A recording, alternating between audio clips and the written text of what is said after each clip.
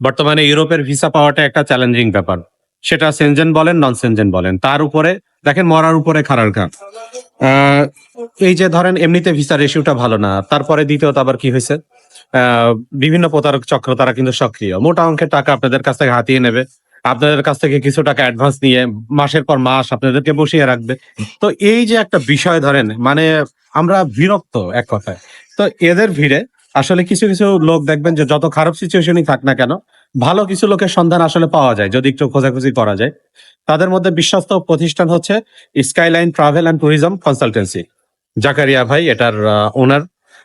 তো আলহামদুলিল্লাহ আমরা নিজেকে খুব ধন্য মনে করি বা খুবই স্যাটিসফাই আমি মেন্টালি যে এরকম ফাইনালি এরকম একটা ভালো এজেন্সির সন্ধান আমরা পেয়েছি।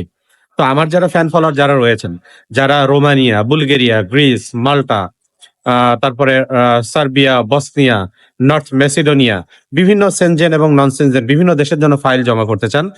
আমি মনে করি যে স্কাইলাইন আপনাদের জন্য বিশ্বস্ত একটা প্রতিষ্ঠান। জাকারিয়া ভাই খুবই আন্তরিক মানুষ, খুবই সৎ মানুষ, খুবই মানে সরাসরি কথা বলতে পছন্দ করেন। উনি কোনো রাগঢাক রেখে কথা বলেন না। তো আমার কাছে খুবই পছন্দের একজন মানুষ উনি। তো আপনারা যারা আমার ফ্যান ফলোয়ার যারা রয়েছেন, তারা স্কাইলাইনের সাথে কথা বলতে পারেন। আশা করি একটা ভালো একটা রেজাল্ট পাবেন। আর তাদের সবথেকে বড় যে একটা বিষয় সেটা হচ্ছে তারা কিন্তু ভিসার আগে কোনো টাকা পয়সা নেন না। এটাই সবথেকে বড় ব্যাপার। এখানে আপনারা 100% নিরাপদ।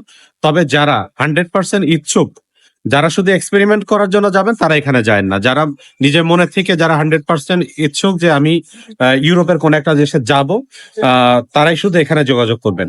কারণ উনি যেহেতু কোনো টাকা পয়সা নেন না, ভিসা হওয়ার পরেই উনি টাকা টাকা পয়সা লেনদেন করেন। তো সেক্ষেত্রে আপনারা কিন্তু আ মানসিকভাবে সেই প্রস্তুতি নিয়েই তার সাথে যোগাযোগ করবেন।